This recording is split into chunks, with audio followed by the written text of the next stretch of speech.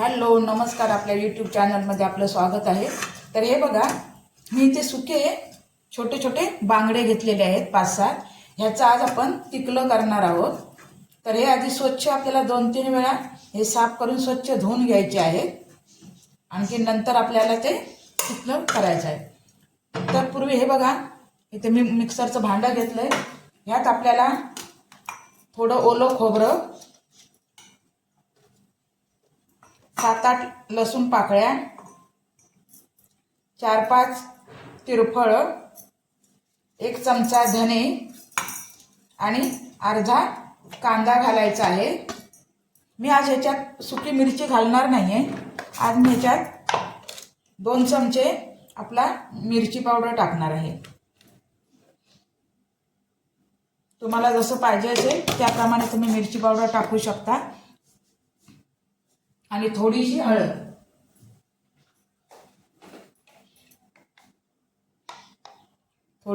हळद, आता आपल्याला हे मिक्सरला लावून घ्यायचं आहे।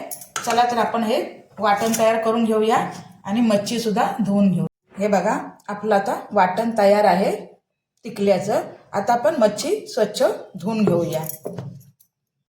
हे बघा, आपल्या इथे बांगडे आता स्वच्छपैकी धुवून झाले आहेत। हे मी 4 वेळा धुवून घेतलेले आहेत। चला आता आपण रेसिपीला सुरुवात करूया। तर हा बघा, आपल्या इथे आता टिकल्यासाठी टोप तापायला ठेवलेला आहे। हे बघा, टोप तापलाय। ह्यात आपण आता 2 चमचे तेल घालून घेऊया। हे बघा, आपलं तेल तापलंय। ह्यात आपण 3-4 ठेचून लसूण पाकळ्या घालणार आहोत। आणि लसूण लाल होत आली तर आपल्याला आतमध्ये मगाशी जे आपण वाटण केलंय ते ओतायचं आहे।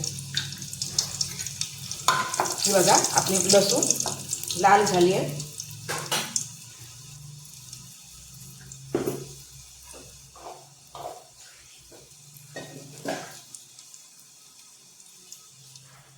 आपण आता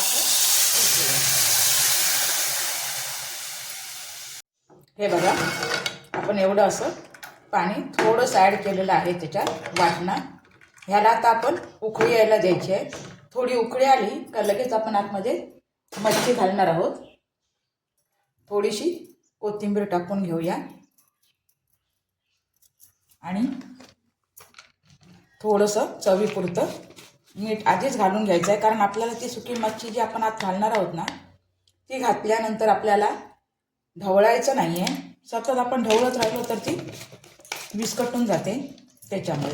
तर चला आपण आता याला एक उकळी यायला देऊया। हे बघा, आपल्या इथे आता टिकल्याला उकळी आलेली आहे।